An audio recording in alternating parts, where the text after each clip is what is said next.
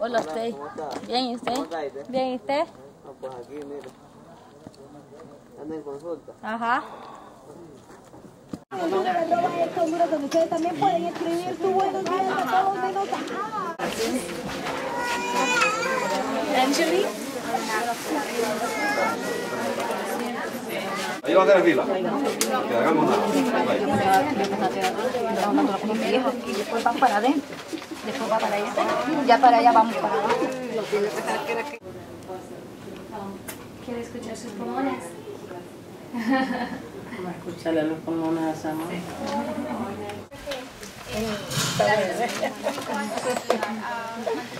Desde 1988, cuando vino Chet Boyer con un grupo de miembros de la Iglesia Episcopal, empezamos con actividades educativas en el Fermín Mayorga, en el colegio, con intercambio en las comunidades, en cada una de las comunidades donde pues tenía amistades Chet Boyer, y así pues poco a poco iniciamos que las personas se quedaban en un salón que tiene la Iglesia Católica durmiendo, y ahí hacíamos la comida para todos, en catres, en hamacas, en colchonetas, pero fue muy bonito y hemos ido evolucionando poco a poco, y en esa medida hemos ido también trabajando más específicamente con la salud, con miembros de la Iglesia Episcopal, tanto de Carolina del Norte como de Atlanta. Esas relaciones de amistad,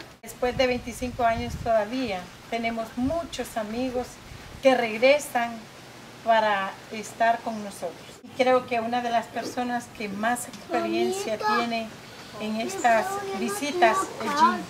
When I first started coming here, Madrigales existed as a crossroads, but not as what we know it to be now. Like there are other houses, there's a little store, and we've got the buildings here where we do most of the work. We would basically get dropped off at Madrigales, the crossroads, and then the first trip we grabbed donkeys and everyone just walked for 3 hours toward Nicaragua.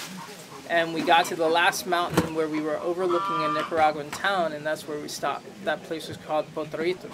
Now we've got 6 rooms, we've got a pharmacy, and we have 300 dentists here, and that wasn't an opportunity when we first started the dental clinic. The fluoride project seems to have worked over the last few years because we see fewer kids coming in with black teeth.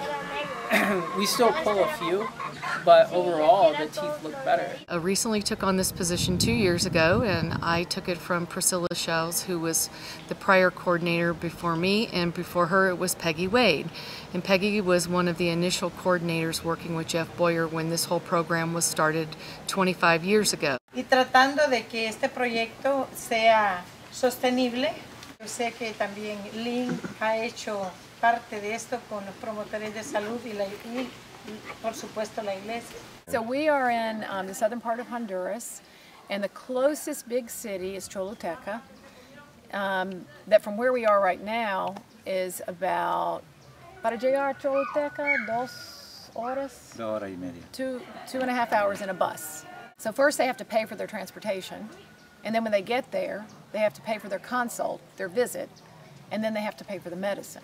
It's all got to be paid right then. If they can't pay it, they don't get it. Entonces, que como le digo, económicamente no pueden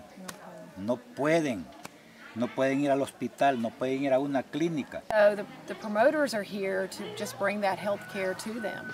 And even just monitoring blood pressures and monitoring glucose is helpful. We try to teach them anatomy, some physiology, so they understand how the body works. Something else that's really important for promoters is to know when there's an emergency, when somebody does need to go, because they can't go just for every little thing. Exactamente, sí. Cuando un promotor no puede atender a un paciente, darle la salida. Ed told me a story about somebody who arrived who had cut himself with a machete, and there was no promotor there in the community, and nobody knew to put pressure on a wound to stop the bleeding, and by the time he got to the hospital, he died. This project is nice in that we work with the health promoters.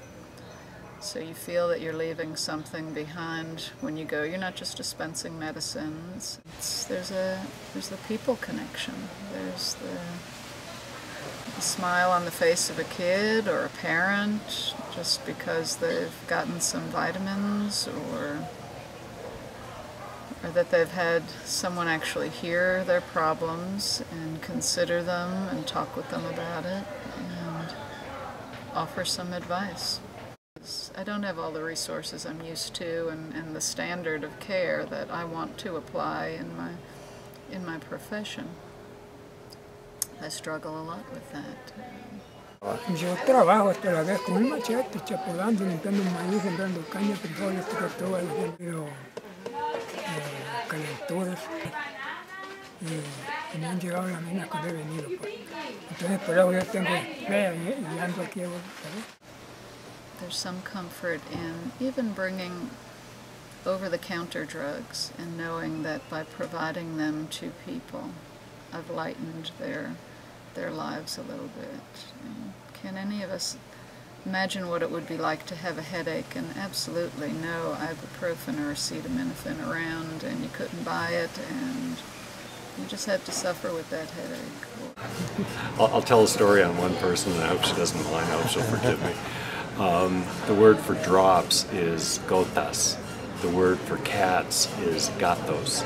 And one of the healthcare providers once decided to try out her Spanish and advised the patient to 3 times a day put cats in her eye. The thing that has happened over the last few years that I love is that we have begun incorporating Honduras citizens, Hondurans, as part of our brigade.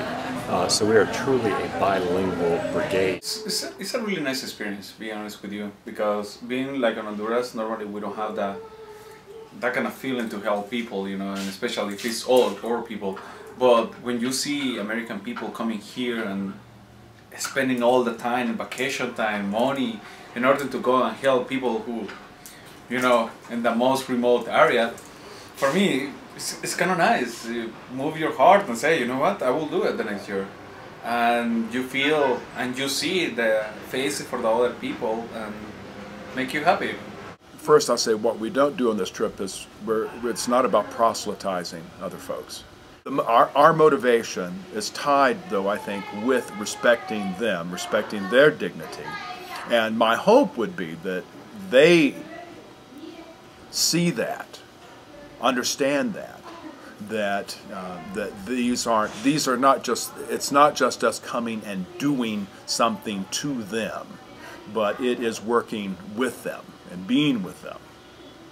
The thing that brings us and that keeps us going and through all of these years is really around our baptismal vows. At least that is for me. We promise to seek and serve Christ in all persons, loving our neighbors ourselves. We promise to strive for justice among all people, to respect the dignity of every human being. So those vows underline what it means for us to be Christian, about how we live our lives in relationship to others. It is right and a good and joyful thing always and everywhere to give thanks to you, Father Almighty, Creator of heaven and earth.